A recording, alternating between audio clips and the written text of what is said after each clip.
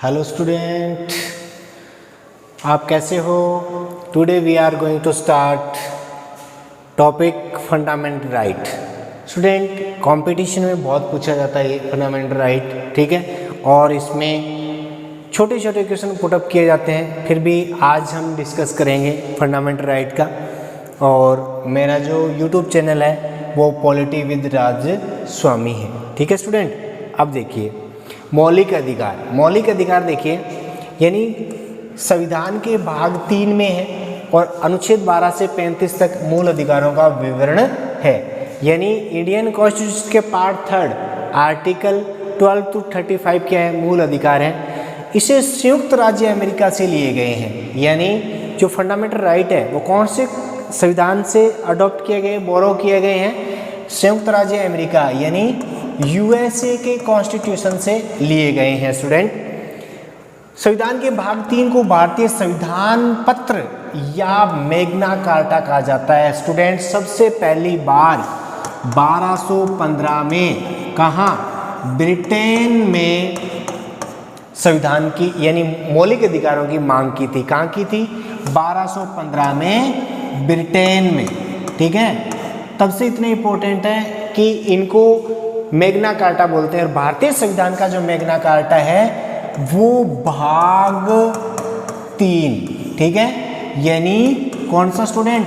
Part 3 है, उसको Magna carta बोलते हैं। क्वेश्चन आते हैं कंपटीशन में कि निम्न में से भारतीय संविधान का मैग्ना कार्टा कौन सा है? भाग 1, भाग 2, भाग 3, भाग 4, तो भाग 3 है। और अगर आर्टिकल पूछे जैसे वो भी पार्ट 4 में है, यानी ए में दे दिया 12 से 35, बी में दे दिया 12 से 30, सी में दे दिया ओनली 32 और डी में दे दिया 36 से 51। और अपने से पूछ ले कि इनमें से कौन सा जो आपका वो पार्ट है वो इंडियन कॉन्स्टिट्यूशन का मैग्ना कार्टा है 12 से 35, ठीक है। ऑप्शन के अकॉर्डिंग देख रहे हैं।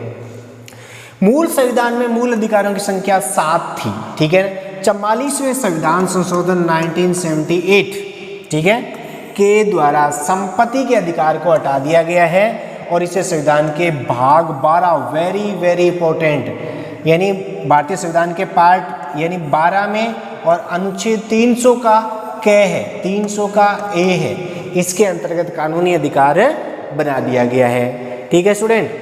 अब देखिए ये अपने प्रेजेंट टाइम में 6 मौलिक अधिकार है। वो है समानता का अधिकार अनुच्छेद 14 से 18, स्वतंत्रता का अधिकार अनुच्छेद 19 से 22, शोषण के विरुद्ध अधिकार अनुच्छेद 23 से 24, धार्मिक स्वतंत्रता का अधिकार अनुच्छेद 25 से 28, संस्कृति व शिक्षा का अधिकार अनुच्छेद 29 और 30 और संवैधानिक उपचारों का अधिकार अनुच्छेद 32। अब इसमें से जो संपत्ति का अधिकार था, कौन सा? संपत्ति का अधिकार, ठीक है स्टूडेंट। संपत्ति का अधिकार जो हम पढ़ चुके हैं वो अनुच्छेद कौन सा था? 31। इसको 44वें संविधान संशोधन 1978 द्वारा हटा के भाग 12 और अनुच्छेद 300 का ए में डाल दिया गया। तो वर्तमान में अपने कितने मौलिक अधिकार हैं? 6 है। अब देखिए अधिकारों का विस्तार से अनुच्छेद 12, क्योंकि मूल अधिकार तो हमने 14 से स्टार्ट किए थे, संपत्ति का अधिकार 12 में क्या है? यह राज्य की परिभाषा प्रदान करता है। राज्य की परिभाषा में कौन कौन शामिल है? संसद, ठीक है, संसद के अंग, राज्यों में राज्यों की विधायिका, ठीक है, सीएम, मंत्री परिषद प्लस राज्यों की लोकल गवर्नमेंट यानी लोकल गवर्नमेंट, अर्बन और रूरल, पंचायती राज और शहरी निकाय प्लस ऐसी निजी संस्थाएं जो राज्य के लिए कार्य करती है उसको राज्य कहा जाता है। यानी इंडियन टेरिटरी में, इंडियन क्षेत्रफल में जितने भी शामिल हैं उसको हम क्या बोलते हैं? राज्य। अनुच्छेद 13 क्या कह रहा है? यह घोषित करता है कि किसी भी मौलिक अधिकार के साथ असंगत अपमानजनक सभी कानून शून्य हो जाएंगे। इसका मतलब मैंने शब्द लिया है कि अल्पीकरण, यानी स्टूडेंट ऐसे कानून बनाए जाएं जो मूल अधिकारों को क्या करता हो? अल्पीकरण करता हो। मूल अधिकारों का क्या करता हो? अल्पीकरण करता हो। वो क्या क्या माने जाएंगे, शून्य माने जाएंगे। यानी अल्पीकरण कर रहे हो किसका, मूल अधिकारों का, उनको क्या कर देगा कोर्ट, शून्य कर देगा। ठीक है स्टूडेंट, शून्य कर देगा उनको, ठीक है, उनको शून्य कर देगा। कौन, कानून, क्योंकि भारतीय जो संविधान और मूल अधिकारों के गार्जियन कौन है, जुडिशरी यानी न्यायपालिका है। ठीक है, अब हम देखते हैं पहला, समानता का अधिकार, अनुच्छेद 14 से 18। देखो 14 क्या कह रहा है, आर्टिकल 14 क्या कह रहा है, विधि के समक्ष समानता और विधियों का समान संरक्षण, दो शब्द है। विधि के समक्ष समानता, ये शब्द कहाँ से लिए गए हैं स्टूडेंट, ये ब्रिटेन के संविधान से लिया गया है। सॉरी, ब्रिटेन का संविधान तो है ही नहीं, ब्रिटेन से लिया गया है। और विधि के समक्ष समान संरक्षण है, ये अमेरिका से लिया गया है। ठीक है ना। अब विधि शब्द का अर्थ क्या है, विधि शब्द का अर्थ ये है कि भारतीय संविधान में ऐसा कोई कानून नहीं है जो डिस्क्रिमिनेशन कर रहा हो, असमानता कर रहा हो। वो क्या कह रहा है, सभी को इक्वल आइज से देखता है, इसका मतलब विधि है। आर्टिकल 15 क्या कह रहा है, यानी अनुच्छेद 15 क्या कह रहा है, धर्म, मूल, वंश, लिंग और जन्म स्थान के आधार पर कोई भी आपके साथ विभेद नहीं होगा। जाति, धर्म, लिंग, वंश के आधार पर कोई भेदभाव नहीं है। यहाँ आर्टिकल 15 का जो 3 है वो क्या करता है, महिला व बच्चे हैं, बच्चों को क्या करता है, एक संरक्षण प्रदान कर रहा है। क्या कर रहा है स्टूडेंट, एक संरक्षण प्रदान कर रहा है, यानी उनको एक स्पेशल प्रोटेक्शन प्रोवाइड कर रहा है, जिससे क्या है, उनकी सुरक्षा हो, ये असमानता नहीं मानी जाएगी। ठीक है। अब देखिए स्टूडेंट, अनुच्छेद 16 क्या है, लोक नियोजन के विषयों में अवसर की समानता। सरकारी भर्तियों में कौन सा समानता है, अवसर की समानता। कौन देता है, ये राज्य देता है। यानी राज्य अपने नागरिकों को 16(1) के अनुसार अवसर प्रदान करेगा सरकारी नौकरियों के लिए। 16(2) क्या कहता है कि उनके साथ जाति, धर्म, लिंग, वंश के आधार पर किसी भी प्रकार का भेदभाव नहीं किया जाएगा। 16(4) इंपॉर्टेंट है, कौन सा, 16 का 4 पार्ट क्या कह रहा है कि राज्य चाहे तो SC, ST और OBC या कोई कमजोर वर्ग है उसको ऊंचा उठाने के लिए संरक्षण दे सकता है, आरक्षण दे सकता है सरकारी नौकरियों में, जो वर्तमान में दिया हुआ है। आर्टिकल 17 देखिए, 17 है अस्पृश्यता का अंत या उसका निषेध। इसका स्टूडेंट क्या मतलब है कि जो छुआछूत है, क्या है, छुआछूत है, वो क्या है, निषेध है। ठीक है, यानी जो अनटचेबिलिटी है उसका क्या किया गया है, एवोल्यूशन किया गया है स्टूडेंट, एवोल्यूशन किया गया है। ठीक है ना, किसका, असमानता का। तो ये आर्टिकल 17 है, 17 में जो छुआछूत है वो निषेध है। ये भारत का जो अधिनियम है 1955, यानी नागरिक संरक्षण अधिनियम 1955 है, उसके अकॉर्डिंग अगर आप किसी के साथ अस्पृश्यता करते हो तो 6 माह की तो कारावास हो सकता है और आपको 500 रुपये वो क्या दिया जा सकता है, अर्थदंड दिया जा सकता है। और दोनों भी एक साथ भी हो सकते हैं। आप किसी के साथ अनटचेबिलिटी, छुआछूत या अस्पृश्यता करते हो, अस्पृश्यता शब्द है वो भारतीय संविधान में कहीं भी उसका उल्लेख नहीं है। और इसको और कठोर कर दिया गया कब, 42वें संविधान संशोधन 1976 में। इसका नाम दे दिया गया नागरिक सुरक्षा या अपराध अधिनियम, जहां और इसको कठोर कर दिया गया है। ठीक है स्टूडेंट। 17 क्या कह रहा है, 17 खतरा है।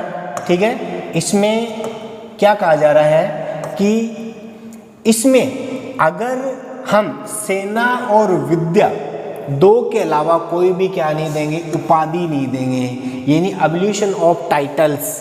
किसका एबोल्यूशन कर रहे हो आप, टाइटल्स का एबोल्यूशन कर रहे हो। ठीक है, हम किसी को क्या नहीं देंगे, उपाधियां नहीं देंगे। क्योंकि स्टूडेंट पहले आप जमींदार, ठीक है, पहले आप नवाब, ठीक है, आप राय बहादुर, ठीक है, इस प्रकार के क्या देते थे, लोगों को टाइटल देते थे, लंबरदार, जमींदार, जेलदार। ये किसको शो करता था? ये पावर को शो करता था स्टूडेंट। ये किसको शो करता था? पावर को शो करता था। ठीक है, पावर को शो करता था। तो ये क्या है, जब आप इक्वलिटी समानता कैसे ला रहे हो, एक साइड से क्या कर रहे हो, एक साइड से तो सब कह रहे हो सम्मान है, और एक साइड से क्या कर रहे हो, किसी को टाइटल दे रहे हो, ऐसा तो असमानता होगी। इसलिए हमने क्या कर दिया, सेना और विद्या में जो उपाधि दी जाती है उसके अलावा सबको क्या कर दिया गया, बैन कर दिया गया। इसमें और क्या है, अगर कोई भी भारतीय नागरिक को कोई भी दूसरा देश क्या देता है, उपाधि देता है, तो किससे परमिशन लेनी पड़ेगी, राष्ट्रपति से परमिशन लेनी पड़ेगी। और राष्ट्रपति ने अगर मना कर दिया तो उपाधि नहीं ले सकते।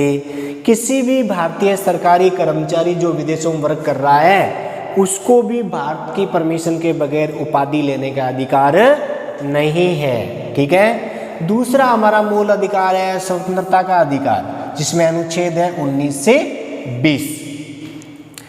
19 में 6 अधिकार दिए गए हैं अपने को। ठीक है, 19 अकेले में देखो, वाक या अभिव्यक्ति, या इसमें दूसरा नाम ले दें प्रेस का, या हम इसको कह सकते हैं बोलने का। ठीक है, ये अपने को अधिकार दिए गए हैं। ठीक है, दूसरा है बगैर किसी हथियारों के आप क्या कर सकते हो, सम्मेलन कर सकते हो।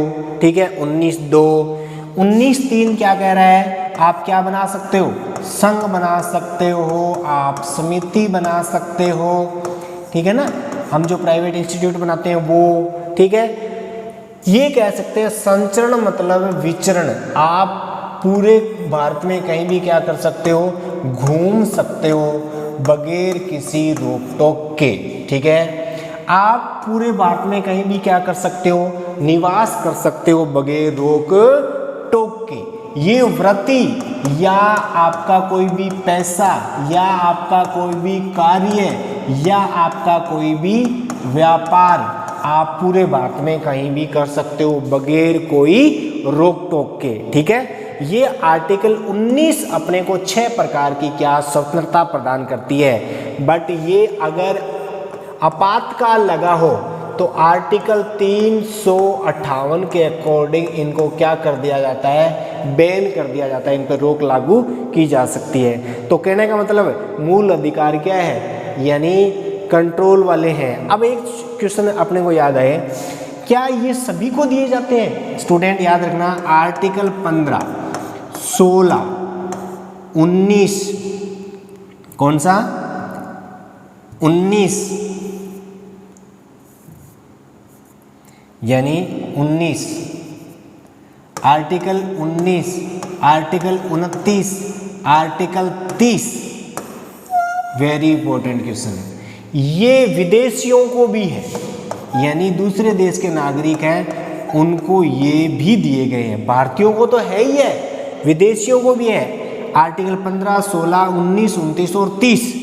ठीक है, भारतीयों के लिए सभी है, विदेशियों के लिए केवल ये। इनमें से क्वेश्चन पुटअप किया जाता है कंपटीशन में कि निम्न में से विदेशियों को कौन से प्रदान किए गए हैं भारतीयों के साथ साथ, तो यह इनमें से कोई एक आर्टिकल होगा। या क्वेश्चन क्या होगा, इनमें से कौन सा नहीं है आर्टिकल जो विदेशियों को प्राप्त नहीं है। तो ये 3 तो ये दिए हुए होंगे, बाकी कोई और दिया होगा जो भारतीयों को केवल है वो। तो ये किसको है, भारतीयों के साथ साथ विदेशियों को भी है, बाकी भारतीयों को सारे हैं ही। ठीक है, आर्टिकल 20 क्या कह रहे हैं, अपराधों के लिए दोष सिद्धि का सर्कल, यानी किसी आदमी पर आरोप लगा दिया जाता है अपराध का कि इसने कोई क्राइम किया है, इसने कोई अपराध किया है, तो अपने दोष उस पर लगे हुए हैं वो सिद्ध करने का अधिकार है कोर्ट में जाके कि मैं दोषी नहीं हूं। इसमें 2 कंडीशन है, या स्वयं जाकर यानी खुद भी जा सकता है, या अपने वकील के माध्यम से, एडवोकेट के माध्यम से। ठीक है, ये क्या कर सकता है, प्रोटेक्शन कर सकता है, अपने को सिद्ध कर सकता है, क्लैरिफाई कर सकता है कि मैं दोषी नहीं हूं। स्टूडेंट 21 प्राण में दैहिक का अधिकार, या हम इसका नाम लेते हैं दूसरा जीवन जीने का अधिकार। कौन सा, जीवन जीने का अधिकार, राइट टू लाइफ, आर्टिकल 21।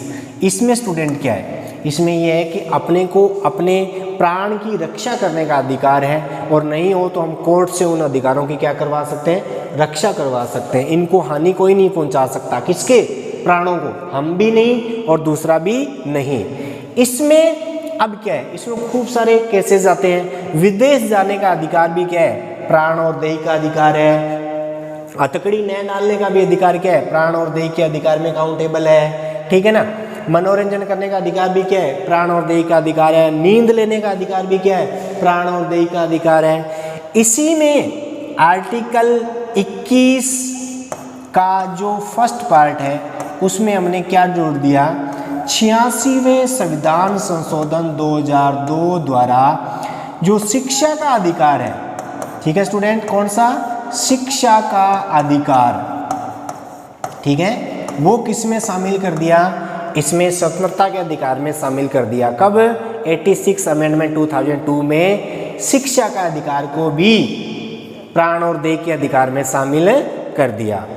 कुछ दशाओं में गिरफ्तारी और निरोध संरक्षण, यानी अपने को क्या है, कुछ दशाएं ऐसी होती है जिसमें अपने को कोई गिरफ्तार नहीं कर सकता, और अगर गिरफ्तार कर दिया तो संरक्षण के लिए क्या है? 24 घंटे के अंदर अंदर अपने नज़दीक के कोर्ट में पेश करना पड़ेगा। कोर्ट ही बताएगा कि इस आदमी को छोड़ दिया जाए या गिरफ्तार करके आगे से पूछताछ की जाए। तो अपने को क्या है, कुछ दशाओं में गिरफ्तारी का संरक्षण है, यानी कोई भी हमें गिरफ्तार नहीं कर सकता। गिरफ्तारी के लिए क्या है? गिरफ्तारी वारंट लाना कंपलसरी है, अन्यथा कोई नहीं कर सकता, ठीक है ना। और अगर कर लिया, वारंट है, तो भी कितने घंटे में? 24 घंटे के अंदर अंदर अपने को नजदीक के कोर्ट में पेश करना पड़ेगा। तीसरा मूल अधिकार है अपने शोषण के विरुद्ध अधिकार, अनुच्छेद 23 और 24। इसमें पहला है ब्लात श्रम के प्रतिबंध, यानी आर्टिकल 23 क्या कहता है? अपने से कोई फोर्स लेबर या क्या कह सकते हैं, बंधुआ मजदूरी, यानी अपने साथ क्या नहीं कर सकता? कोई बंधुआ मजदूरी नहीं कर सकता। राजस्थान में जिसका नाम सागड़ी प्रथा भी है ना, बंधुआ मजदूरी अपने से कोई नहीं करवा सकता। फोर्स लेबर है ना, इससे क्या होता है? ये पहले होता था क्या क्या, अपने रीति रिवाजों के अकॉर्डिंग किसी का दादा किसी के घर पे काम कर रहा है तो उसका पापा भी उन्हीं के करेगा, उनके बेटे भी उन्हीं के करे, तो ये जरूरी नहीं है। वर्तमान में क्या है, आप जहाँ अपनी इच्छा है वहाँ कोई भी वर्क कर सकते हो, कोई बाउंडेशन नहीं है, कोई प्रतिबंध नहीं है स्टूडेंट। आर्टिकल 24 क्या कह रहा है? आपसे बच्चों से चाइल्ड लेबर का निषेध है, यानी आप बच्चों से क्या नहीं करवा सकते? आप चाइल्ड लेबर नहीं करवा सकते, बच्चों से कोई भी कठिन काम नहीं करवा सकते, है ना। कारखानों में, खादान यानी माइनिंग में, यानी ये था पहले तो कि 14 वर्ष से छोटे बच्चों से कोई भी खादान या कोई भी कठिन कार्य नहीं करवा सकते। वर्तमान में तो ये है कि बच्चों से आप कोई भी कार्य नहीं करवा सकते, क्योंकि बच्चे तो क्या है, एजुकेशन के लिए हैं, ठीक है। नेक्स्ट देखिए, चौथा, धार्मिक स्वतंत्रता का अधिकार, अनुच्छेद 25 से 28। स्टूडेंट इसमें क्या है, वेरी वेरी इंपॉर्टेंट आर्टिकल 25 है। कौन सा? 25। अंतःकरण और धर्म के अवैध रूप से मानने, आचरण और प्रचार करने की स्वतंत्रता, यानी आप किसी भी धर्म को मान सकते हो और न भी मान सकते हो, है ना। किसी भी धर्म को आप अडॉप्ट कर सकते हो, धर्म चेंज कर सकते हो, ये अपनी आपकी आत्मा कह रही है, यानी आप अंतःकरण कर सकते हो। इस बेस पर क्या है, आप अपने धर्म के क्या है सिंबल होते हैं ना, वो धारण कर सकते हो। जैसे सिख है, वो क्या धारण कर सकते हैं? कटार धारण कर सकते हैं स्टूडेंट, उनके नीचे होती है वो। अपने बाबा जी है वो कमंडल है, ठीक है, त्रिशूल है, इनको धारण कर सकते हैं। कहने का मतलब सभी धर्मों को, धर्मावलंबियों को छूट है कि वो किसी भी धर्म को मान सकते हैं, उसका प्रचार प्रसार करने के लिए सिंबल धारण कर सकते हैं, उन पर कोई रोक टोक नहीं है। धार्मिक कार्यों के प्रबंध की स्वतंत्रता, आप अपने धर्म को बढ़ाने के लिए उसके जागरण लगा सकते हो, ठीक है, उनकी रात जगा सकते हो, बट दूसरे धर्म की आप आलोचना नहीं करेंगे। फिर आर्टिकल 27 यानी 27 क्या कह रहा है? किसी भी धर्म की अभिवृद्धि के लिए करों के में छूट, कर, टैक्स, यानी अगर आप धर्म का प्रचार प्रसार कर रहे हो, कोई इंस्टीट्यूट बना सकते हो, कोई मंदिर मस्जिद बना रहे हो, कोई चंदा इकट्ठा कर रहे हो, तो उस पर क्या नहीं लगेगा? टैक्स नहीं लगेगा, कर नहीं लगेगा। इसका मतलब धार्मिक कार्यों का आयोजन है वो टैक्स फ्री है, उन पर सरकार कोई भी प्रतिबंध या टैक्स नहीं लगाती। 28 क्या कह रहे हैं, कुछ शिक्षण संस्थाओं में धार्मिक शिक्षा या धार्मिक उपासना में उपस्थित होने के बारे में स्वतंत्रता।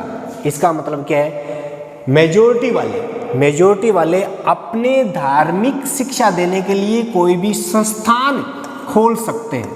देखना सुनना, यहाँ संस्थान खोल सकते हैं कौन, कोई मेजोरिटी वाले यानी बहुसंख्यक संप्रदाय के लोग अपने धार्मिक संस्थान खोल सकते हैं और उसमें धार्मिक की शिक्षा दे सकते हैं। पर देखने सरकारी संस्थान है, क्या है स्टूडेंट है, सरकारी संस्थान है, उसमें आप पर्टिकुलर किसी एक धर्म की शिक्षा नहीं दे सकते, वो प्रतिबंधित है। ठीक है, अगर आप किसी, तभी आपने देखा होगा तीसरी चौथी पांचवी क्लास में अगर अपने एसएसटी में या हिंदी में कोई लेसन होता है, उसमें एक लेसन अगर हिंदू धर्म का आ गया, उसी लेसन में जैन धर्म की भी बात हो रही है, बौद्ध धर्म की बात हो रही है, मुस्लिम धर्म की भी बात हो रही है, सिख धर्म की भी बात हो रही है, ईसाई धर्म की भी बात हो रही है। इसका मतलब क्या है, सबको साथ में ले, इंडिया में डाइवर्सिटी है तो उसमें उसको साथ में लेके चले। पर पर्टिकुलर क्या है, किसी एक धर्म की आप सरकारी संस्थाओं में शिक्षा नहीं दे सकते।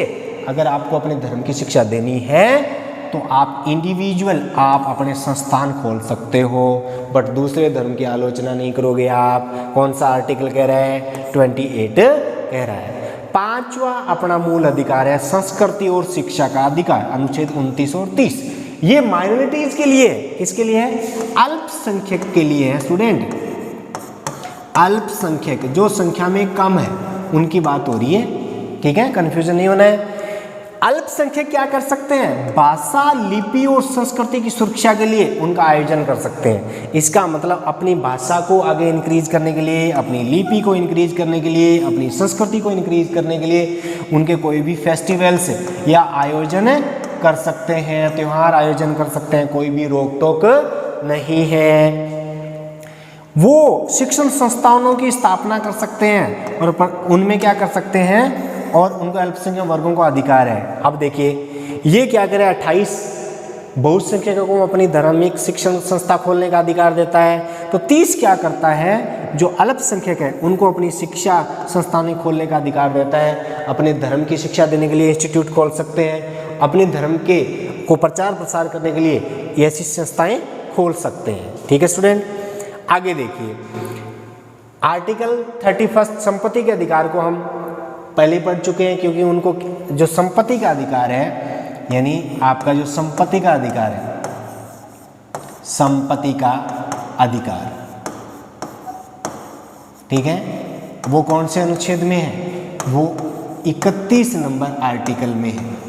अब वो क्या नहीं रहा, मूल अधिकार की श्रेणी में नहीं रहा, उसको हमने 44वें संविधान संशोधन 1978 में इंडियन कॉन्स्टिट्यूशन के भाग 12 और अनुच्छेद 300 के या 301 में डाल दिया गया। और क्या उसको कौन सा अधिकार दे दिया, उसको कानूनी अधिकार दे दिया गया। अब अपना 6 नंबर का संवैधानिक उपचारों का अधिकार, अनुच्छेद 32, इसमें क्या करता है, मूल अधिकारों को परिवर्तन करने के उच्चतम न्यायालय जाने का अधिकार है। इसमें शामिल है कितनी याचिकाएं, रिट है कितनी, 5।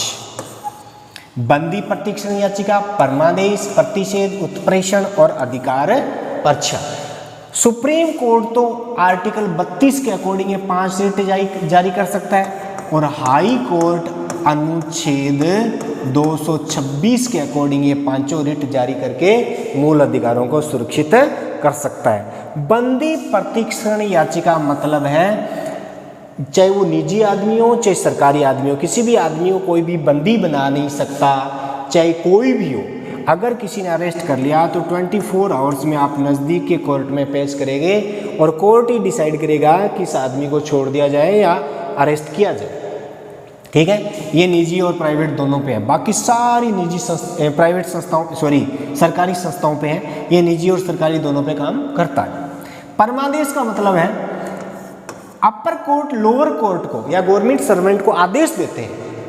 परमादेश है, इसका मतलब है हम आदेश देते हैं। क्या है, हम आदेश देते हैं। अगर वो अपने अधिकारों का प्रयोग नहीं कर रहे हैं और अपने कार्यों का प्रयोग नहीं करते हैं तो अपर कोर्ट लोअर कोर्ट को या गवर्नमेंट सर्वेंट को नोटिस आता है कि आप अपने कार्य का निर्वहन करें। प्रतिषेध क्या है? अगर छोटे कोर्ट लोअर कोर्ट ऐसे केस की आप ये कह दो डिसीजन दे दिया जो उनके अधिकार क्षेत्र से बाहर है, देखिए ऐसा कोई भी मामला जो उनके अधिकार क्षेत्र से बाहर है और उन्होंने क्या कर दिया, उस पर सुनवाई कर दी, तो सुप्रीम कोर्ट उन कोर्ट्स को क्या करता है, इस काम को क्या कर दो, आप रोक दो, ये आपके अधिकार क्षेत्र से बाहर का है। ठीक है, अब देखिए उत्प्रेषण में क्या करता है, देखो उनमें माइनर डिफरेंस है। उत्प्रेषण में वो क्या करता है, ऐसे केस जो पेंडिंग है यानी प्रक्रियाधीन है, यानी इन पर क्या चल रहा है, कार्रवाई चल रही है नीचे वाले कोर्ट में और वो उनके अधिकार क्षेत्र में नहीं है, तो अपर कोर्ट यानी हाई कोर्ट या सुप्रीम कोर्ट छोटे वाले कोर्ट को कहते हैं कि ये अधिकार क्षेत्र में नहीं है, क्या कर दो, हमारे पास भेज दो, ऊपर भेज दो। ठीक है, उत्प्रेषण ऊपर सेंड कर दो, ऊपर के कोर्ट को, आपके अधिकार क्षेत्र में नहीं है। इसका मतलब यहाँ तो केस चल रहा है और यहाँ निर्णय आ चुका है, निर्णय आ चुका है तो वो ऊपर भेज दे तो रोक देता है। उत्प्रेषण का मतलब है वो कह रहा है कि ऊपर भेज दो, मेरे पास ये आपके अधिकार क्षेत्र का नहीं है। अधिकार परीक्षा, कोई भी कोर्ट अपने कार्य के अलावा दूसरे का कार्य करने लग जाए, कोई भी गवर्नमेंट ऑफिस अपने कार्य के अलावा दूसरे के कार्य करने लग जाए तो कोर्ट नोटिस जारी करता है कि बाकी के कार्य आपके कटौती किए जाते हैं, आप अपने ही कार्य करें। बाकी के कार्य क्या किए जाते हैं, कट किए जाते हैं, अधिकार परीक्षा की जाती है। ठीक है, इन 5 रिट के माध्यम से क्या करते हैं, कोर्ट है वो अपने अधिकारों की रक्षा करते हैं। इसीलिए BR अम्बेडकर ने भारतीय संविधान के मनु ने, है ना, अनुच्छेद 32 को क्या कह बैठा, भारतीय संविधान की आत्मा का कह बैठा। इन रिट्स के माध्यम से इतना इंपॉर्टेंट है कि भारतीय संविधान की क्या है, आत्मा है। कौन सा, आर्टिकल 32 या संवैधानिक उपचारों का अधिकार भारतीय संविधान की क्या है, आत्मा है। ठीक है स्टूडेंट, ये थे हमारे मूल अधिकार।